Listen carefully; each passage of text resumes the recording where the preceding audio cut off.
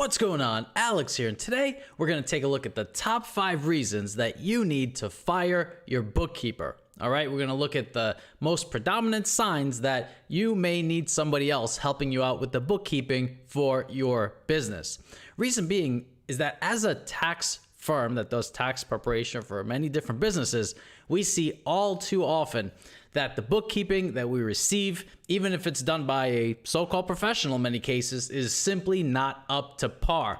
And that results in additional costs, delays, and time necessary to do tax preparation because we need to spend the time to clean up the books to make sure they're done right. So with that, this is the top 5 signs that you need to fire your bookkeeper. And with that, let's dive right in.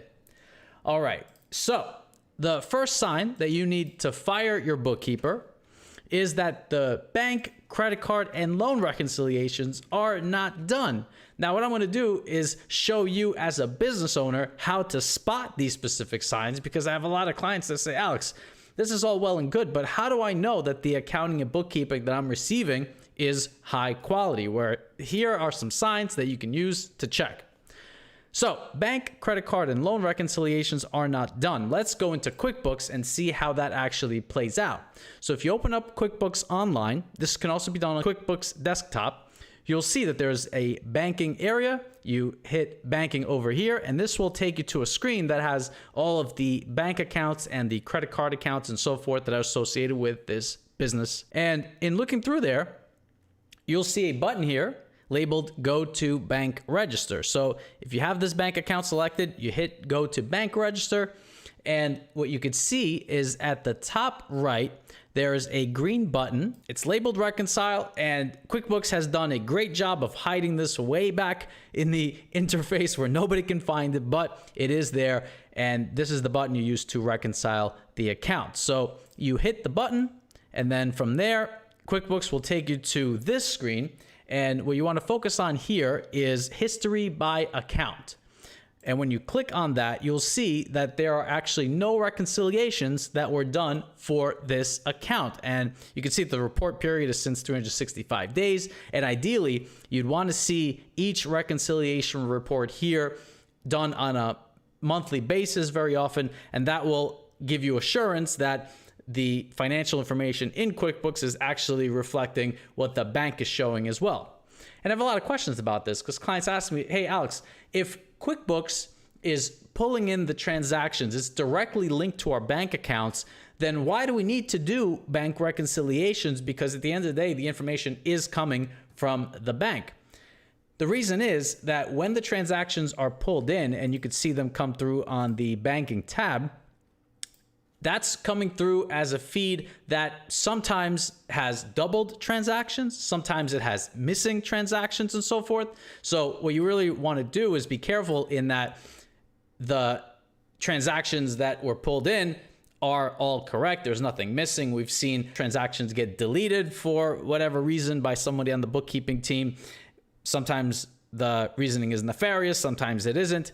But what we can see here is these transactions that get pulled in, sometimes they're doubled up, sometimes they're missing altogether for multiple days in a row, and you'll never know that unless you are doing the bank and credit card reconciliations on a monthly basis, all right? You want to keep current on that, and this is how you check. Similarly, for the savings account, you can highlight that one, go to Bank Register, and then hit Reconcile, and then you'll see the history by account there, and it'll show you that there's no history. Similarly, you can go through the different accounts this way as well, but specifically this would apply to the bank accounts, credit cards, and things of that nature that can be reconciled to a statement that comes from a financial institution.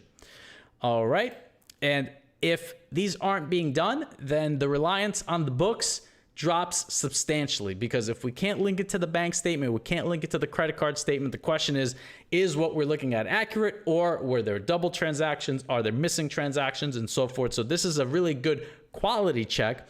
And if it's not being done, that should be a huge red flag for you in terms of the fact that the bookkeeping is not up to par. It really should include the bank and credit card reconciliations, and that needs to be done throughout the year. All right. So that is the first sign that you need to fire your bookkeeper. All right. And the bank credit card transactions, they can be done on a monthly basis. The loan reconciliations tend to be done on an annual basis. It really depends on how much specificity you have on the reporting side with the loans. So those could be a bit more flexible, but I'm going to touch on loans a little bit later in this list. All right. With that, let's take a look at the second sign that you may need to fire your bookkeeper. All right. And that is negative balances. Accounting is one of those things where simplicity is best. And very often we don't have negative balances in accounting. Accounts tend to be a positive debit balance, a positive credit balance, but negative balances tend to be a red flag to indicate that something may be incorrect. Not necessarily, but it's a good chance that it may be wrong. Now, how would you find this as a business owner? Let's take a look. I'm going to take you through some examples. All right, going back to QuickBooks, now we want to go to the reports section. And if you click that, you'll have a balance sheet report. That's what we're looking at here. And we just set it to this year. I know the year is not over yet, 2022, but we're assuming this is for a full year. All right, we have that set to accounting method cash, and we run the report. We also are comparing it to the prior year as well. I like to have comparative balance sheets together. And the way you do that is you have compare another period and you set that to previous year. So that way you get 2022 and 2021 together and you can see the various balances from year to year. And as we look through 2022, we see something stand out immediately, or it should. The savings account, bank account balance is negative $333,200. All right. It's fairly substantial. It's negative. It's very unlikely that a bank would allow you to overdraw $333,000. Okay. So right off the bat, without knowing anything about this company, without ever having looked at these books before, we know that that number is very likely to be incorrect. Now, something was misclassified. We have to dig into it, do a bit of analysis, and fix it so that the financials reflect the nature of the business accordingly. But that is an example of a negative balance. Let's keep looking. All right. And mind you, there could be negative balances that actually make sense. So for example, with a truck or any sort of equipment, it's very common to see accumulated depreciation as a negative number. That's fine. All right. That's fairly standard in accounting. So don't worry about that. If you have an asset and you have accumulated depreciation, that's okay.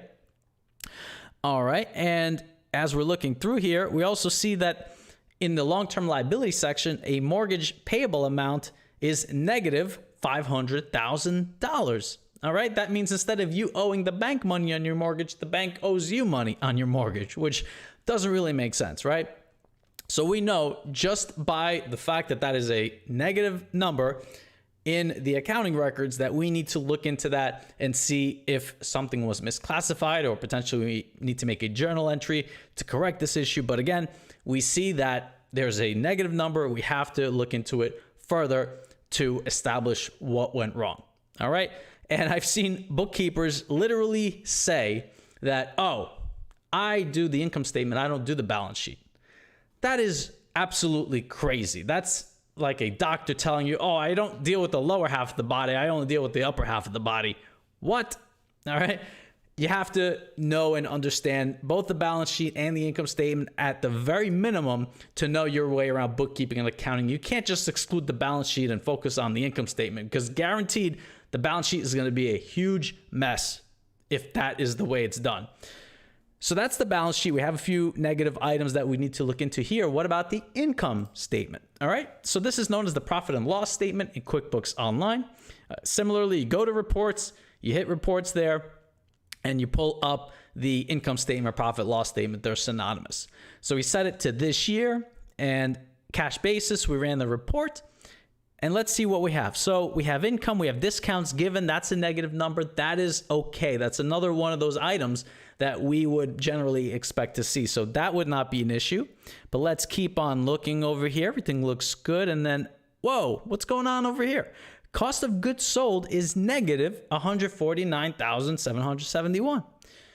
That doesn't make sense, because if you think about it, if you are a business, you sell a widget for $100 that you bought for $50, your cost of goods sold should be positive $50, not negative $50. That doesn't make sense. So if cost of goods sold or any of these other income statement items are negative, you have to look into it further because there may be some income that was misclassified, could be expenses that were misclassified and so forth. We see it all the time. And that is a huge indicator that we need to look into it further. All right, so we had negative cost of goods sold there. Let's see if there's anything else that pops out. Let's look at the legal and professional fees. All right, we have accounting, $325. Bookkeeping is $55. This bookkeeper does not charge enough. And that's probably why the books look this way. And for lawyer, we have negative $15,600. Now, how can that be? Typically, when you use the services of an attorney, you're paying them. They're not paying you very often. So again, a negative number in the financials means we need to look into it more and see what happened. This could be some kind of income item that was misclassified. Maybe there was a settlement that was received from the attorney and it was just thrown into the lawyer, legal and professional expense account, things like that. So we would look into that number as well, work it out and correct the books that way. But those are just some examples of how negative balances can be a problem in the financial statements. All right. That is the second top sign that you need to fire your bookkeeper. If you're hanging out, if you're enjoying this video, if it's valuable for you, hit that like button. Would you subscribe to the channel? Hit the bell notification so that you know when we drop additional quality videos, because you know we will. With that, let's take a look at the third top sign that you need to fire your bookkeeper. And that is an opening balance equity account with the amount of anything other than zero. What does that even mean, Alex? I'll take you through it. As we were looking at this balance sheet, one of the things you may have noticed is this account here called opening balance equity. Now let's talk about what opening balance equity is. When you open a new QuickBooks account and you connect your business bank account with $5,000 in it, QuickBooks doesn't know what the nature of that $5,000 is. It has no idea if you as the owner took $5,000 out of your own bank account and contributed to the business, meaning it's an owner contribution, or it could have been $5,000 of income that came in up until that point in the year. So QuickBooks has no clue. It could be half and half. It could be a little of each. It could be 15 different transactions that occurred to get that bank account to $5,000. So QuickBooks says, hey, I have no idea what any of this is. I'm going to take $5,000 and throw it into an account called opening balance equity. And what our job is as accountants is to go into opening balance equity immediately, as soon as we see that it's not zero, and make adjusting entries to say, hey, you know, that was $5,000 of income, so let's take that $5,000 out of opening balance equity.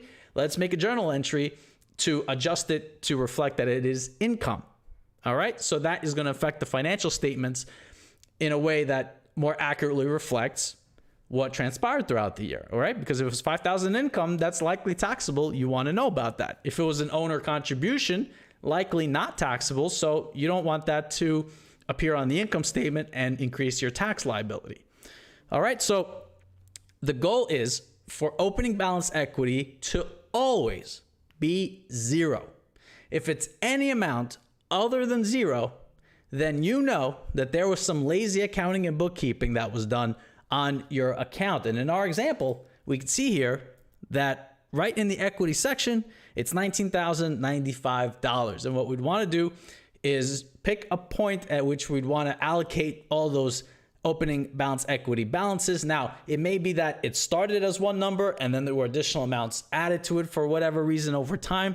But if you open up your balance sheet and you see any opening balance equity account amount that is not zero, you've got a problem and there's some work that needs to be done to clean that up. All right. We'd typically make adjusting journal entries to get those balances into the proper accounts so that the financial statements and the tax returns are accurate. So that's opening balance equity. And this is not even an accounting concept, really. This is strictly a QuickBooks concept. So if you ask somebody who's never dealt with QuickBooks what opening balance equity is, they'll probably have no idea, because you could go through an entire MBA program focused on accounting and never hear those words. All right.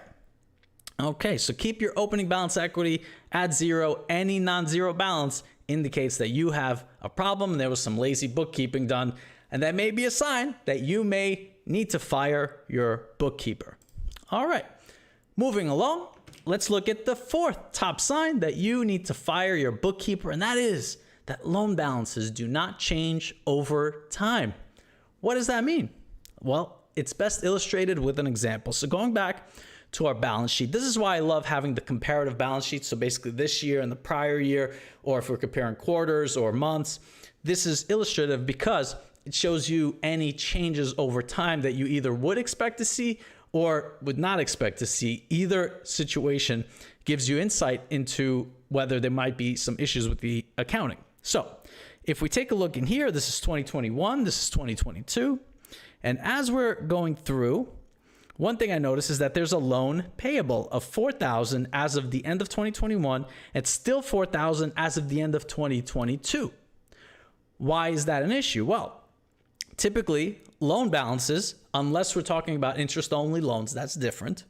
But your typical loan will have an amortization schedule whereby each payment contains some principal, some interest, and over time, you pay off the loan. So the principal balance should change, and that's what we're reflecting over here in terms of the $4,000 amount.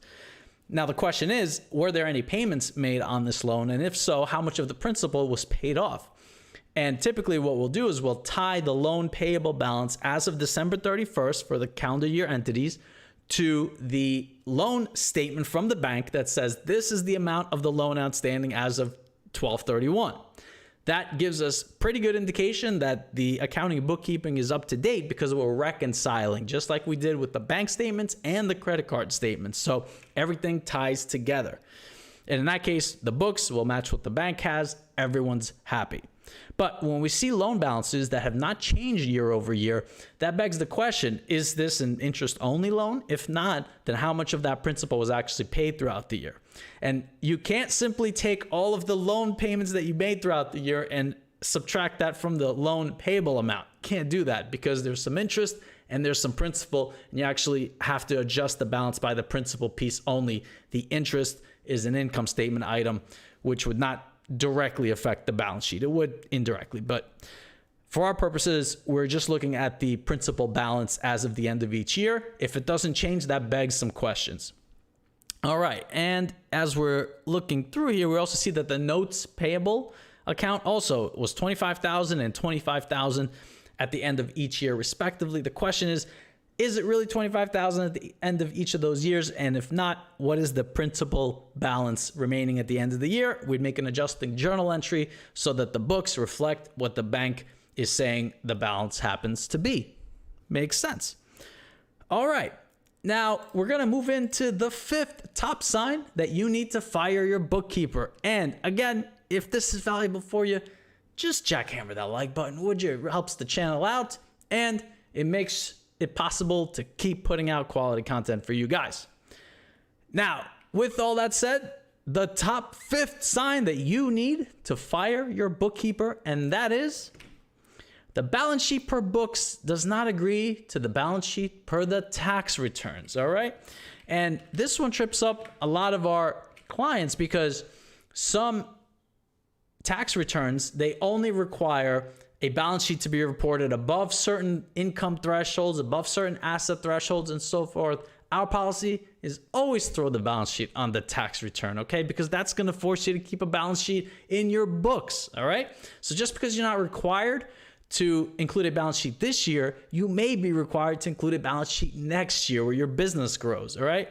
And in this case, this is where this issue comes to light, in that some clients, they don't track their balance sheet at all, then their business grows substantially. Then the question is, well, what does your balance sheet look like? And they have no idea.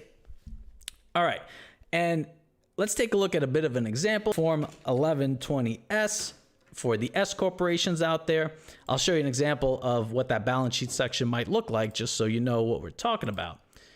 And right here we have the 1120S, beautiful tax document.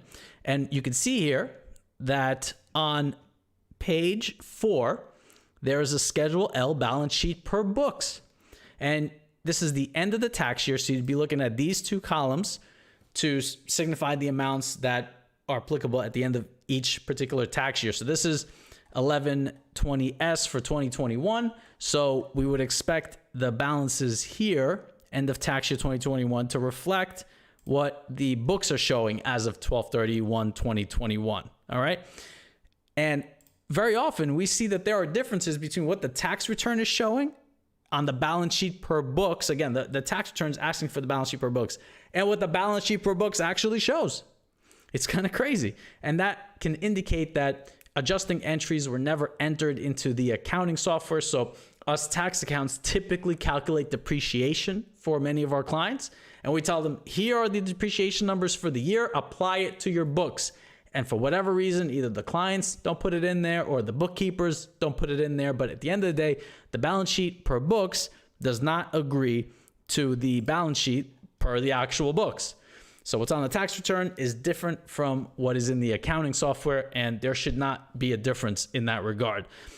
It should align, and if it is different, then that's an indication that maybe some journal entries weren't applied or some updates weren't made to the books to reflect what's on the tax returns. And you want those to match, especially if there's ever an inquiry or there's ever an audit pertaining to your business. The last thing you want is a mismatch between what's on the tax return and what's on the books, because the taxing authorities will nail you for that. They're looking for such discrepancies to take advantage of to apply additional taxes, penalties, and interest. All right. So what can you do if you spot any of these signs as a business owner that your books may not be up to par? Well, you can call Efros Financial. We do accounting and bookkeeping on a monthly basis. We clean up books for our clients, even clients who haven't filed tax returns for years. We help them get caught up and we help them stay current moving forward. Our contact information is in the video description. Feel free to reach out. We'd love to talk to you. And we do offer free 15-minute consultations for our clients to assess your needs and give you a free quote. So this is one less element of stress that you would have to deal with in your life. And as a business owner, we can use all the time that we can get. Am I right? All right. So as usual, if you're still watching, if this video is valuable for you, hit that like button, subscribe to the channel. I love reading your comments. So leave your comments and questions down below. And if you ask an interesting question, I may answer it in a video just like this. But with that said, hopefully this was helpful. Thanks for watching.